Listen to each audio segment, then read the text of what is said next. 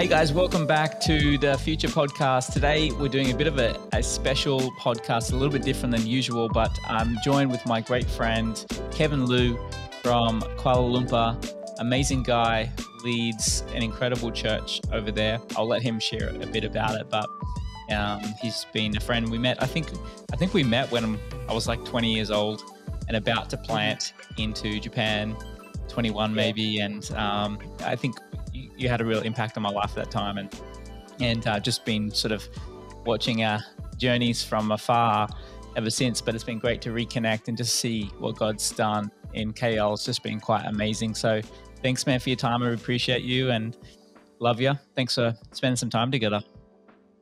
Thank you for having me. It's truly a pleasure that we can catch up, talk. Yep, it's going to be good. Amazing. Awesome, bro. So for those guys who don't know you, just tell us about your church, sort of where you're from, and just a little bit of your backstory. Cool. So my name is Kevin. As introduced earlier, I planted a church in KL, Malaysia, 21 years ago. So that was in 2001. We started as a student group, and the Lord's been good. We have since grown from just 15 people maybe when we started. So we were averaging about 1,500 thereabout before the pandemic. So right now, nobody knows what's the figure. And the last 21 years had been really awesome. Learned a lot of stuff, made a lot of mistakes. And the best part was we own our own building right now where we started our church. So yeah, it's been an incredible journey. It's amazing. And just tell people the name of the church and the website where they can follow to see what your church is like. Our church is called Collective. Just Collective, not Collective's Church, just Collective. So our website is collective.my. MY for awesome. Malaysia. Yep. That is an awesome find on the URL right there. That's good. You've done well. Amazing. So let's just talk a little bit about some of the areas that I love talking to you about is about innovation. The future of the church is something that's big in our heart. You know, we called our church Future Church because I really it's inspiring me to think about the future, to not just get stuck in where we are, but reimagine where God wants to take the church and reaching next generation, reaching out in new ways, being flexible, changing. So you are somewhat of a creative kind of leader, which really resonates with me a lot.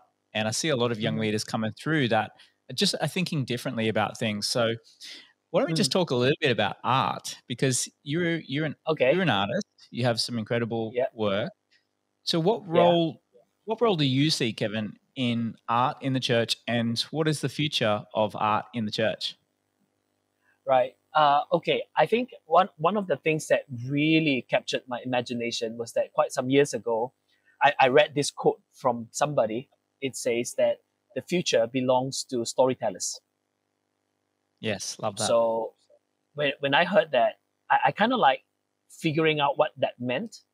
But over the years, I realized storytelling is a big part of church life, especially when we have the best story, the most compelling love story to tell. So when it comes to art and creativity, what I am basically doing is using art as just another form of storytelling for the church. And it's by way of representing the church differently, either through our design, our creativity, our approach towards church production, music, and all that, even the design of our building. So to me, it is a language that will attract or draw different people with a similar take to the church. Yeah.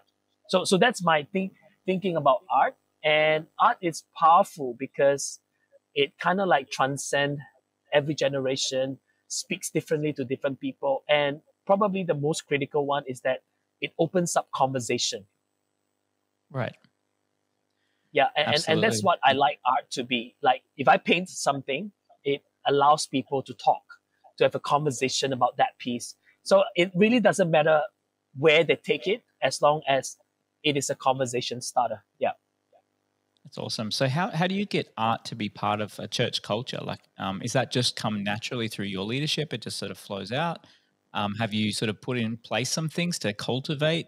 Like, guys, this is important. Let's how to maybe raise up other creative people. Luke, it is funny. I wish I have like a solid game plan, this is how I want to do it. But being an artist, creative, I'm quite fluid in my approach. So even in the very early days of our church, art was never a big part of what we do, because I kind of like, all right, I'm the pastor. I better behave like a pastor, do what a pastor should do, and don't dabble into too many other things, just stay focused. But there was a period in my life I realized that God put this gift in my life, and it's not an accident. It's not random, right? And what we did was, how it all started in our church again was when there was a fundraising campaign for our church building. I painted this huge canvas, and then I cut them into small pieces.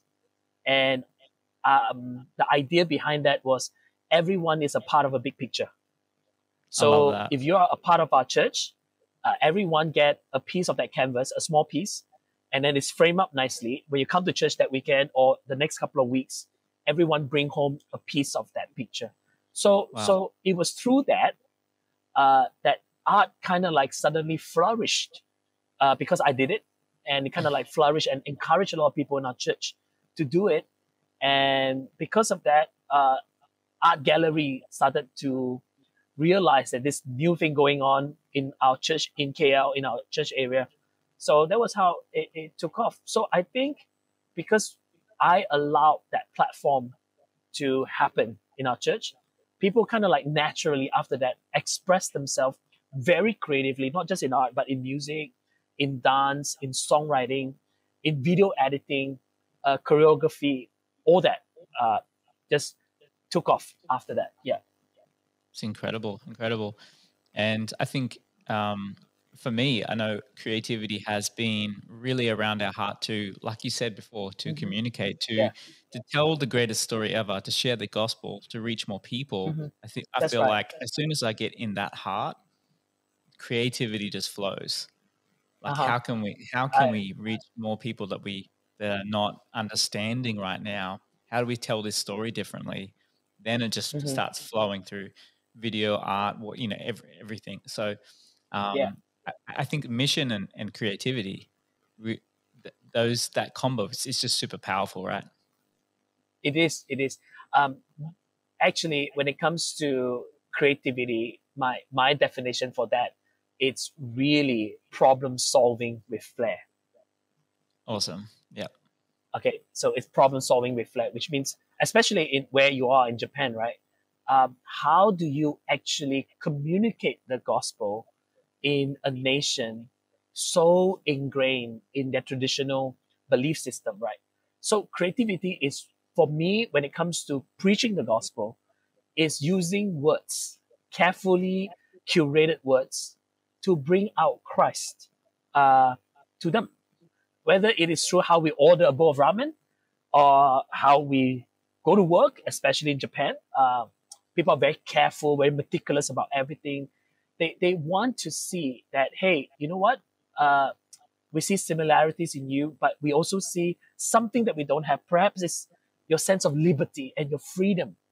And through that, if I get an opportunity to talk about liberty, I will then use words to, my liberty is not found in my creativity. My liberty is found in the God who created me, for example. So to me, creativity, when it comes to words, it's really trying to solve a problem beautifully. That's awesome. I love that. Yeah, we think about like cracking the cultural codes, and I think you touched on that, talking about how does this culture understand the gospel? And you go around the world, it's the same Jesus, it's the same gospel, but the way that we communicate it is different. And, we need to find, it's almost like, God has given us keys of the kingdom, or he's given us the keys of the kingdom in the culture that we're in. And if Yes. creativity Yeah. helps us unlock that, Yeah. that we got to think differently. And I love this quote. I think it's from, it's something from business, maybe it's Strucker, but he talks about communication is what the listener hears. It's not just what I Yes. say, it's what That's right. connects, it's what they Yeah. receive. So if Yes. I'm only Yes. communicating one way, sure, I'm going to get a certain kind of person that's tuning into that, but I'm going to miss a whole group of people that That's think right. and they communicate differently, they receive differently. So Mm-hmm. I feel like Mm-hmm. just that bringing creativity into the church has opened up a whole different crew of people that we wouldn't reach Mm-hmm. otherwise if we were sort of stuck in one way of doing things. Yeah, yeah. But I also feel maybe sometimes people kind of like get really scared when they hear the word creativity. I think church throughout history has been very creative in their approach, like the Catholic Church, perhaps, by way of their service, the way they use different elements to present the gospel. It worked for them, right? Or the Charismatic Church, or the Anglican Church, or the Baptist, or the Methodist. Everyone actually is trying to creatively reach the community with the same gospel. Is the approach Right. that is different. Yeah. Yeah. And I think if we understand that, we can appreciate and Oh yeah. and definitely pull Yep. from so many different parts of the body of Christ. So art is so super important. So obviously you're pastoring the church, Uh-huh. and you're an artist, and you're doing a whole bunch of other stuff. You've got a fashion label, I believe, Small right? one, Is small one. a small, it's a Yeah. side thing, and you've got you paint for hotels and companies and lots of different stuff like that. How Uh-huh. does it all work together? Let's talk a bit about that. How do you do all of that stuff? With you've only got one life to live, and you've got all this Yes. stuff happening, all these rivers flowing. So how's that kind of look for you? It's interesting that you say that we've got one life to live, right? I think for me, it all just happens together. I don't get a lot of commission work all the time. Right. It can be very seasonal, and I don't do a lot of design work all the time. But what I do is it can be when I'm writing my message, or when I'm reading, or I'm preparing, or I'm praying, or reading my Bible in the morning. Sometimes an idea pops in, and I feel like, okay, because I've all these things I need to do, it forced me to be more disciplined to finish what I have to do to create space, so that then I can create art. So, or sometimes I'm so stuck in trying to write my message, I probably go to my studio and work on some art pieces that were left halfway, finish it up. And while doing that, I use that time to be a time of reflection as well. So it kind of like I'm painting, I'm reflecting, I'm thinking through my message. Like, okay, this point, it's not really connecting with what I'm trying to tell the people. So after I've done that, take a shower, jump back into my message, and continue my work. So it kind of like intertwined. I don't have like Monday is art day and Tuesday is message day, Wednesday staff day. I don't really have that. I like it to be more flexible in that way. Yeah. Yeah, I love that. I think for me, like, we've been making films for like 7 years, and making films was one of the ways that really kept me so fresh to be a better pastor, because it was such a different headspace, but it was still working with teams of people, team building. It was That's just right. super creative and super problem solving, but in a really different way. And I felt like every time I was making a film, I was getting so many great ideas and was getting Yeah. so fresh and fired up that I was like, I can't wait to get back into That's right. Yeah. Sunday and bring this into.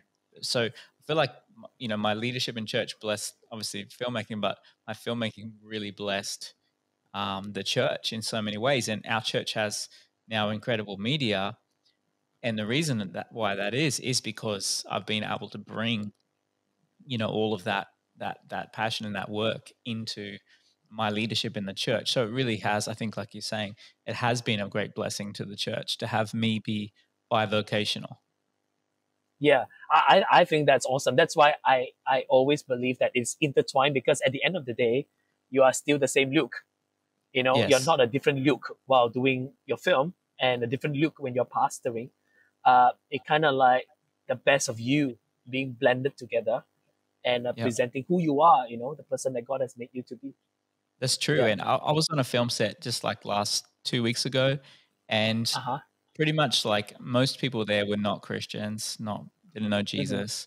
We were doing a project that was was sort of based on this young guy's story about being a drummer, a drummer, and it was a film about how, I guess, like his gifting and how God helped him. So that was what the film was about. But most people on the Right. film set were not like followers of Jesus, and they got to be a part of creating this thing where Cool. it was all about Jesus, and they were helping like just bring their ideas, bring their creativity, and then we just got to share about Jesus for a couple of hours with these people.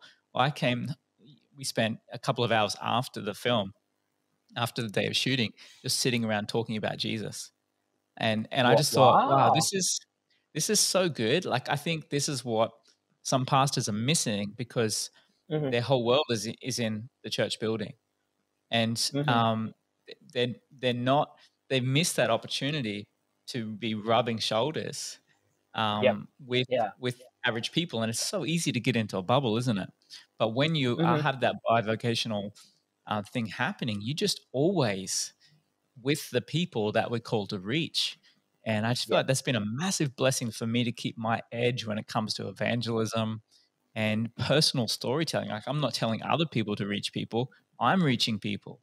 And I'm saying, That's right. come Yeah. join me, like show and tell, not just tell. So I feel like it's been a really big blessing.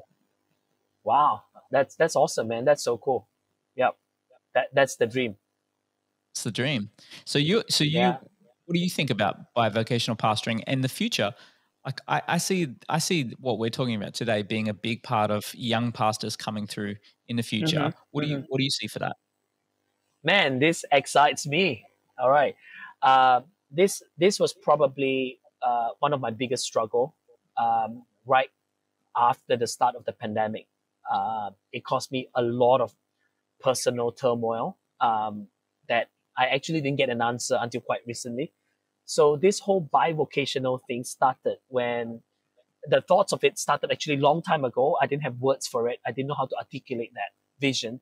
But the last 2 years was a real challenge. So all of us were stuck at home, right? And as a pastor, I do staff meeting on a Tuesday. I write my message on a Wednesday. On a Thursday, I will grab my phone. I record myself preaching and then send it off to the office. I'm into the staff. And then on Sunday, I watch myself preaching.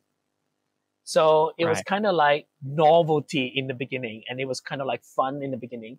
But after a while, you kind of like, do I really know what are the people struggling with right now? I mean, I'm the pastor. Here I am opening the Bible and teach you the Word of God. It's not wrong. It's biblical passages, right? Word of God. But what are the people struggling with in the workplace? Like, how hard has it been for them? And I realized I've got no clue. It felt like I am, living on this high pedestal. I don't know what you call that, right? And trying to just give, well-meaning words, trying to help people, but it doesn't connect with the people because that's not what they are grappling with.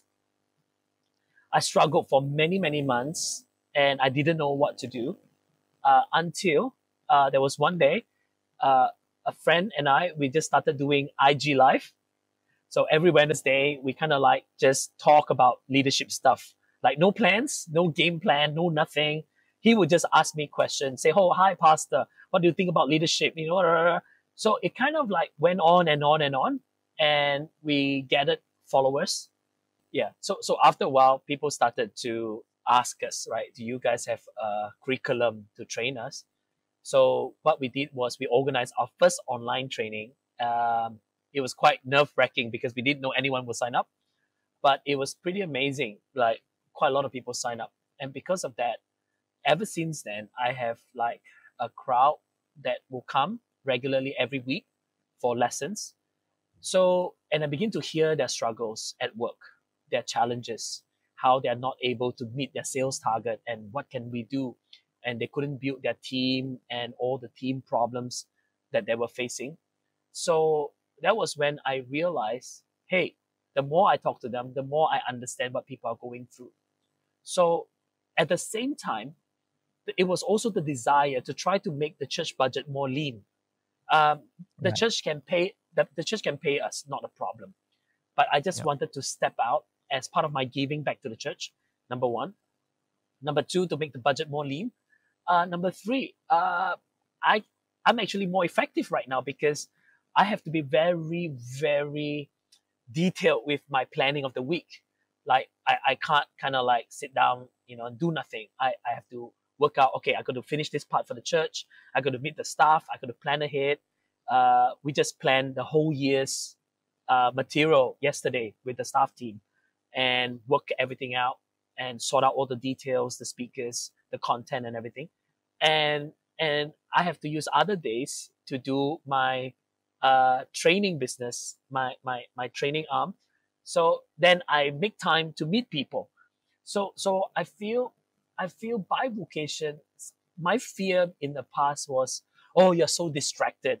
You can't focus in doing God's work. And that has been something that I couldn't define until I recently met a pastor who has been a bivocational pastor for the last 20 years. And he told me that, Kevin, that is not true. You actually have to be more focused now than ever before.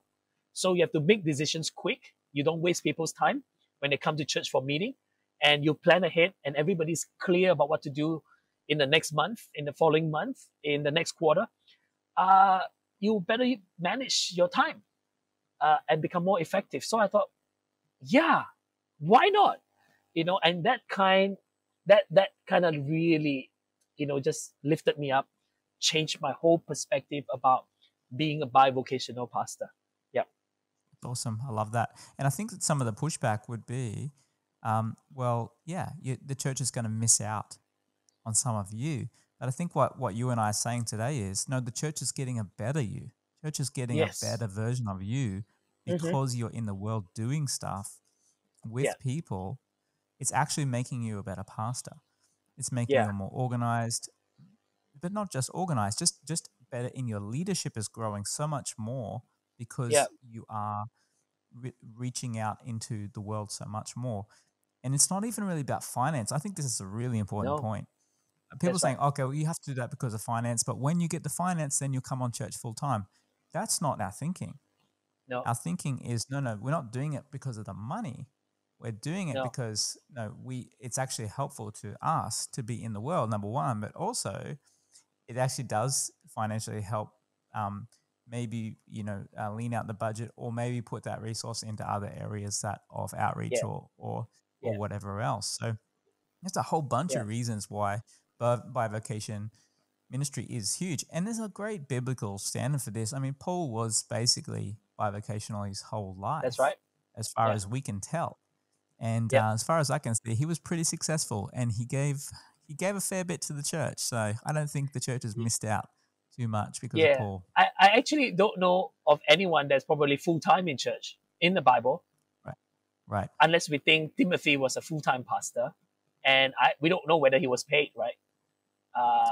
Like salaried pastor, like how we imagine it today.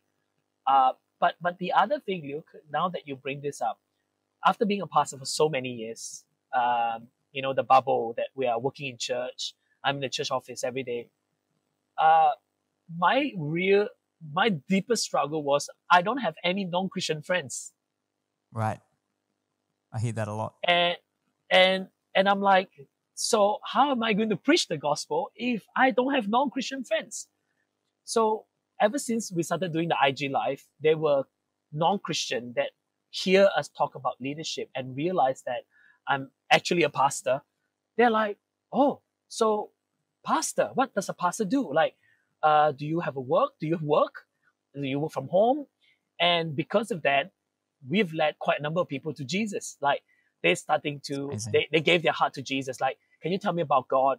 So I see it as a platform for me to preach the gospel. And look, this is really funny.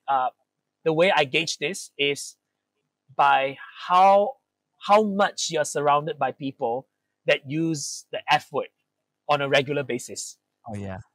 Yeah. The moment you realize that, the moment you realize you're surrounded by that, you know that's your harvest field. Because before this, I never had them. I'm always surrounded with people that use words like anointing and, you know, the will of God and all that. Nothing wrong with that. I still love. That's my community, right? But then I realized recently, man, F words are like flying around my life. I'm like, oh wow, I'm in the right place. Yeah. Welcome to I got Australia. work to do. Yeah, incredible. That's awesome. So bivocational, I think it's a great model. I think it's something that is going to challenge a certain model that's going forwards. There's multiple reasons to look at it. I think for any young pastor coming through or someone who wants to be a pastor, I think bivocational is not a lower form of ministry. It is not. I feel like it's actually an evolution and the way forward. So it may not be for every single person. That's right. So that's no judgment on anyone who's full-time in ministry, not at all. But I just feel it's something that we should definitely consider going forwards for sure. So Kevin, you have a great church. You've built a big building. I've seen it. It's pretty beautiful, amazing. Thank you. But I think what we've talked about before, and you've realized, I think a lot of people have realized, is maybe going forwards, having a big building with just the incredible production, the big building, the big Sunday event may not be the most the biggest measure of success going forwards. Do you want to just speak to that? What are you changing right now when it comes to community building? Sundays, what does it look like going forwards in terms of services, and just how's things changed for you? Okay, I probably have to go a few years back. It was very interesting. Back in 2018, there was one day that I just had this revelation to start something in our church called Church to Go. So this is pre-pandemic. What I found out was, like, I was preaching on stage, and all my pastors and leaders, they've been with me for like 20 years, right? Every week they are like sitting there listening to me preach. It's great, you know, that's a family. That's what it's all about. But I thought, these guys have got more than just sitting there. Like, why are they sitting there, right? I can always raise new leaders to take care of different things in the church, but you guys have been listening to me all these years. I'm sure God has put a message in your heart. God has put some fire, some passion, some desire in you to do something for His kingdom, right? So what I did that year was I shut down Sunday service. Okay, and I divided them into various groups. They can join a few connect groups together, and I asked them to go out and run a gathering. You can find a cafe, you can find a cinema, you can find a classroom somewhere, or in an apartment that has a gathering space. This is pre-pandemic. So, and some rented like a playground in a shopping mall to run church. So I gave them no money. I gave them nothing.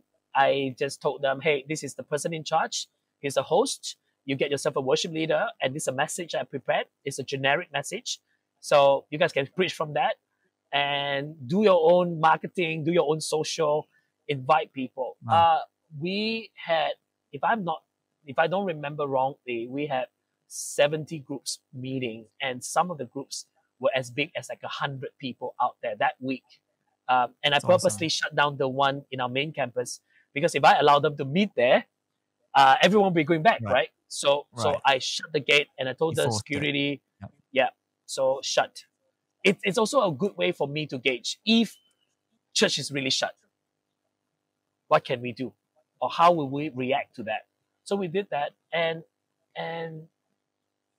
I felt in my heart when the pandemic took place, that would be something that we can, of course, pandemic, everyone is locked at home, right?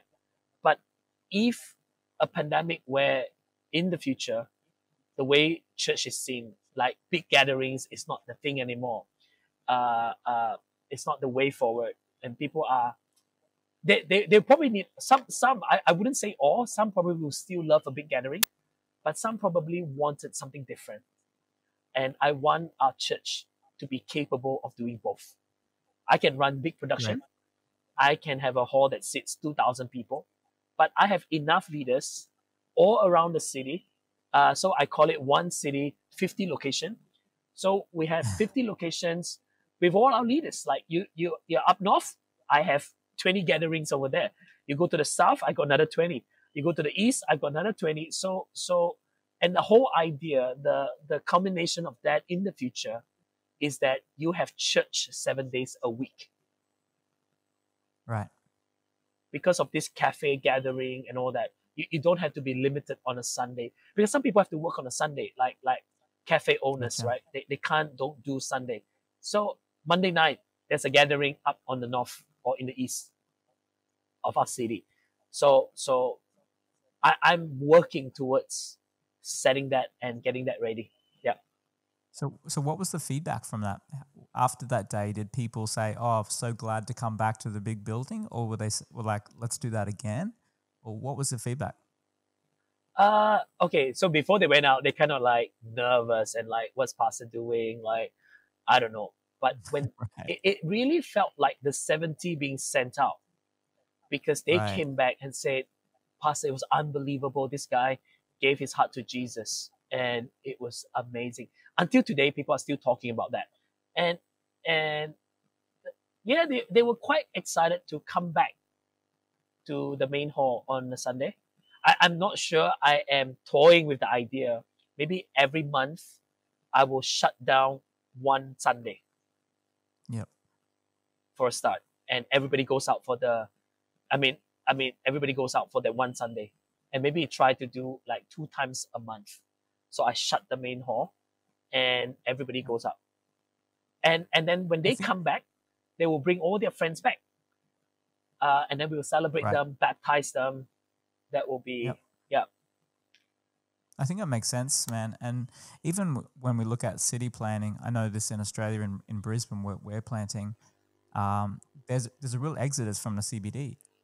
And they, Australian surveys are saying there's going to be a massive move from one city centre towards local centres.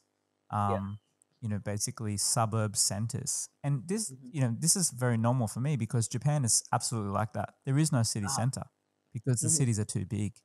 So there's 5 city centers in the one city. That makes a lot of sense to me. And each pocket of population has kind of a feel to it.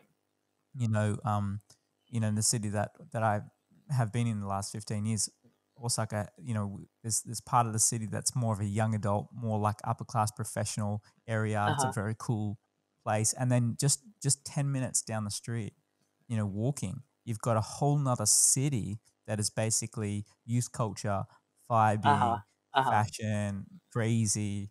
And then the next place is just like food and total nightlife wild. So it's just, I think that is incredible. And now Australia is moving, pushing more in towards that. It makes sense for the church that we also push more that way as well into having, reaching into the communities that we are, rather than saying, "Come to me," having a lot more options around the city. It makes sense. Yeah. The biblical idea I got this from is, Jesus said, "Go into all the world and make disciples of every nation," right? But over the years, we have asked people to come to our church, right? That is why we really got to go to where the people are. Jesus was always going out, meeting people in their homes and preaching on the, seashore, on the mountain, on the hill somewhere. I feel we really have to take this message and really go out there. It will be unfamiliar territory. It will be probably very scary. yeah, but it's worth a shot. Worth a shot. 100%, it's worth it. Yeah. And I think that there's something to consider for churches.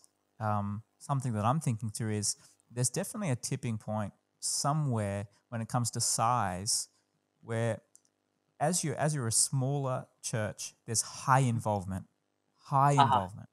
Yep. And as the church grows, the involvement percentage is going down in each service. I'm talking about in a service. How many people do you need to run a service? Let's say it's 60 or 70 people. And then you've only got 150 people, 50% of are serving. Like it's an amazing environment. But then you take that to 500 and it's still the same 60 people serving. Well, now you've got 10% of the people serving. And it's a very different environment. So I think just thinking through that balance, I don't know, I'm sure you've thought about this, but thinking through that balance of where is that place where we have high involvement in services, high, not just one way, but there's a lot of people contributing, but also making the most of an environment of faith and yeah. I don't really have a number for that, Luke, but I feel it's really dependent on the capacity of the leader in that location, for example, or the pastor in that location. So I think some of them, they will thrive with a church of, like, say, 300 people. You have a great kids program running, the youth program is on point, the worship is in place, lighting, production levels, all good. But there are some pastors probably can grow up to 500-600, and I haven't had a lot of reference point from our own church just yet, but I feel if it comes to, say, every time when a certain church or location reach, say, 350-400, then there is that big conversation. Do you want to grow further, or you're happy from this point onwards? We are preparing for you to launch into a new campus, and purely for the sake of allowing people to be more involved. Because I love what you say, high involvement, because if not, it becomes high production.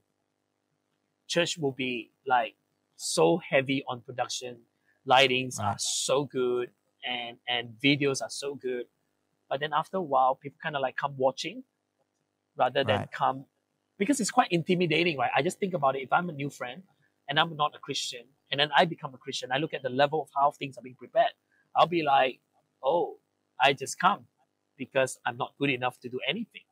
So yeah, it's going to be an interesting shift. But I probably have, I think there's some small percentage of pastors and leaders that can really grow to a sizable congregation, maybe up to 1,000. I don't know. But after that, the heart should be to raise more leaders, send them out, and start more new campuses. Definitely. That's something it's huge in my heart, my wife's heart. We've been able to plant 4 churches out from our church. Cool. And in Japan. And it's just, I'd say probably the biggest joy in my life has been baptizing people and sending out church planners. I'd say like ministry, it hasn't been, I've preached to big crowds before, but honestly, it has not touched me the way I thought it would. It has not changed, like it has not made me excited the way I thought it would when I was a young person. When I was younger, I'm still pretty young. But it has, what has really just set my heart alight has been praying for people in front of our church, sending them out with teams to plant churches. Is the days that really stick with me. It's the days that I cherish the most in my ministry journey. So we just look forward to, just planting so many churches. That's right. Raising up leaders, sending church planners. It's a big part of who we are, I feel. And I'm excited to see next generation guys talking the same way. Yeah. I love to see the main campus as the mothership that is a training ground and just keep churning out people, leaders. And actually, to those who are listening to us today, you'll be quite surprised if you extend this and say, how many of you excited about planting a church or starting a church plant, somewhere with us, come forward. You'll be surprised how many people, when I did that, I was shocked by the amount of people that will respond to the altar call and just running to the front, say, Pastor, I'll do anything. I can host people. I can buy coffee. I can set up the place. It doesn't matter, right? You don't need everyone to be a worship leader. I don't need everyone to be a musician. So it's quite, it's inspiring. And something you and I have talked about is, I think if we're gonna make a real impact in the world in terms of church planting and new churches happening, we've got to be less caring about our brand name that's on the building, and really more caring about the reaching of the people. That we're not trying to build an empire unto ourselves, but we are trying to raise up and release the next generation. I just see a wave of new church planting happening over the next 10 years. I want to be part of that. I don't care about it being a future church name. I really don't care. I really much more care about people meeting Jesus and releasing high-level leaders into the world, into the wild, to go and do things that I probably wouldn't do, like do things differently. Because Luke Kennedy, I can't reach the whole world because I just am who I am, but you are reaching a different kind of people. We need this multiplied 1,000 times over, and I want to be part of that. Yeah. So, lastly, I want to talk to you a little bit about collaboration, because you are. I hear you talk about this word a lot. I just through socials and what have you, and it's a word that I just see keep on coming up when it comes to next generation, Gen Z. It's a real a leadership buzzword for a leadership style for the next generation. I think for millennials it was empower, and then for Gen Z it's collaborate. Let's do it together. Very interesting way of thinking, different than previous generations. I think it's really exciting. And so talk to me about collaboration. What do you see how for the future of the church? Yeah. So right after we did Church to Go, the following season, my next biggest revelation was X. X is collaboration, right? So the thing was, when Supreme copied LV and started printing LV on their T-shirt, they got sued by LV. And after a long drawn civil suit, they ended up working together. And then it dawned upon me, actually, if the people in the world, in a fashion, can collaborate and work together, have I actually seen churches working together? And the reality is, the sad reality is, no. We can work with Parachurch. We can work with World Vision. We can work with whatever. But you will never see two churches working on one church plant together. And I thought, I am going to throw this out there and challenge myself, challenge the Christendom.